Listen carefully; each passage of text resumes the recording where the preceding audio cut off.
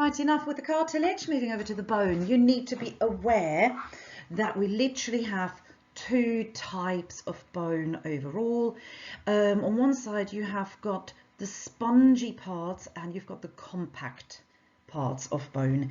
So in a typical long bone, the spongy part is in the middle and the compact bone surrounding it. How would you see that in terms of engineering? You might have heard of the bamboo engineering idea. If you've got a solid all the way through pipe, it is easier to break it than if it's a hollow pipe, sort of metal steel rods. If it's a cylindrical sort of long tube rather than a filled in tube, so as an emptiness inside, that gives it engineering wise a little bit of strength.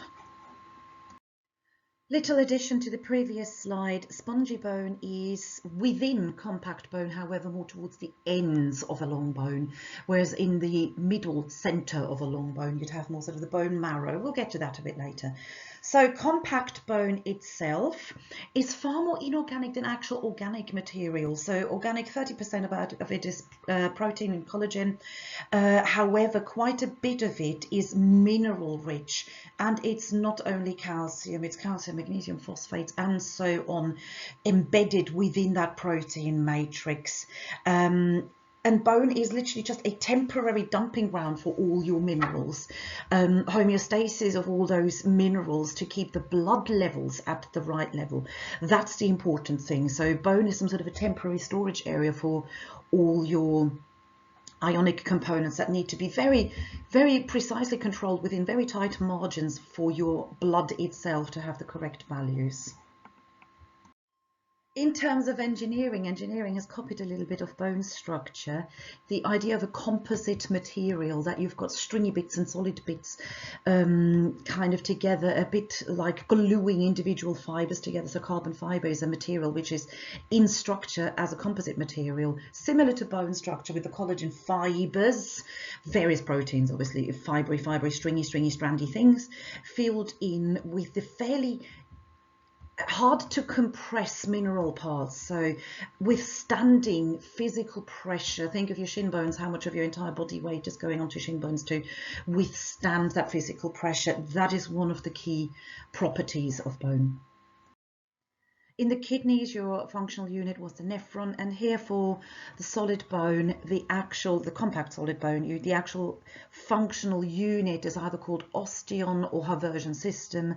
Same thing. So an osteon is a cylindrical long tube, kind of mini scale bamboo engineering structure on top of the large scale bamboo engineering thing, where you've got concentric rings, concentric lamella of layers of osteocytes. The osteocytes are your precursors to your osteoblasts and osteoclasts. We'll get to that. They're the bone making and bone breaking cells.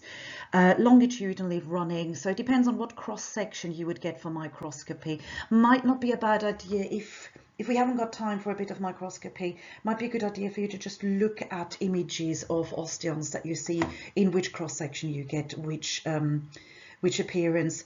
The blood supply, arteries, veins and lymph to collect any leftovers, that's running through the center of those Haversian systems. You've got the Volkmann's canals, which are running horizontally, but the actual Haversian canal is running vertically.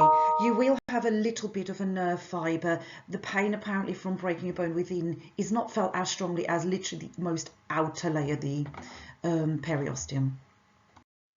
There are a few video links in this PowerPoint. Feel free to watch them, or feel free to watch similar videos, of course.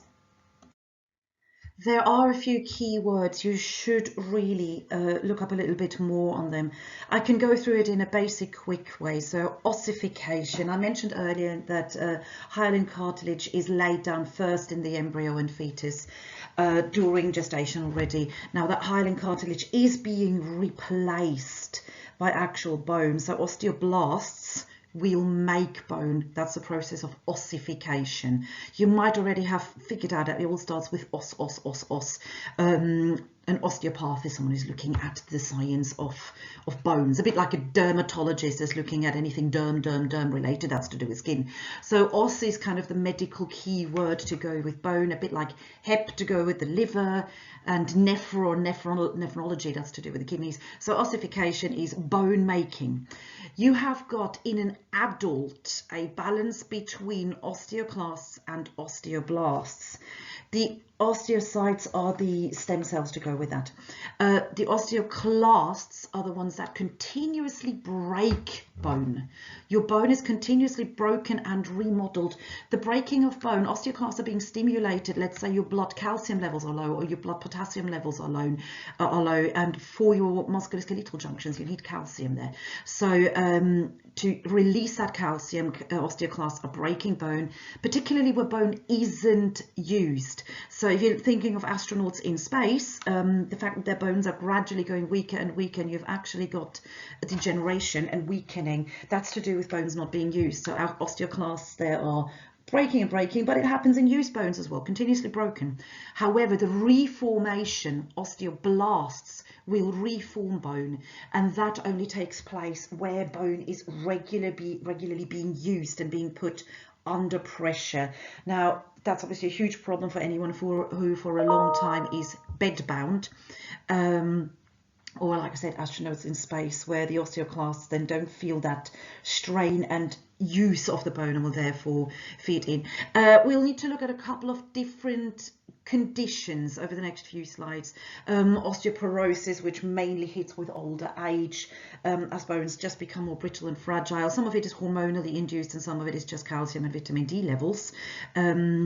Hits women more than men, and premenopausal women more than anything.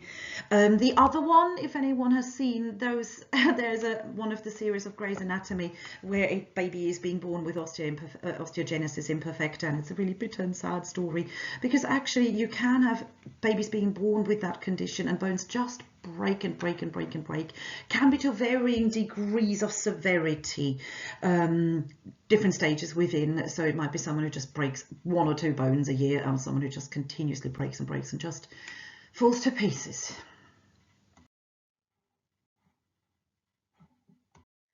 I will mention the keyword epiphyseal plate on the next slide, and I wanted you to have seen an x-ray.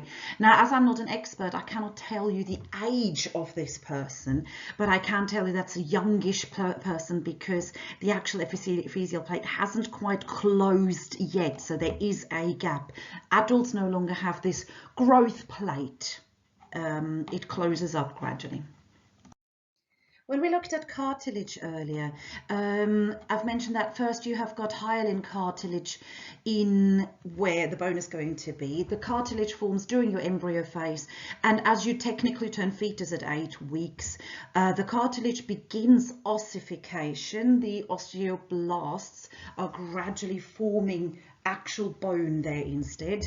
Now, that ossification is a slow process and continues into early adulthood, and you will be able to see on a youngish person that actually the growth plate as such, the epiphyseal plate as mentioned on the previous slide, hasn't quite closed yet. I know that there's some sort of measurement they can do, sort of the width of the epiphyseal plate. On either side of that epiphysis, the actual bone is formed, kind of pushed away and away and away, and lengthened and lengthened.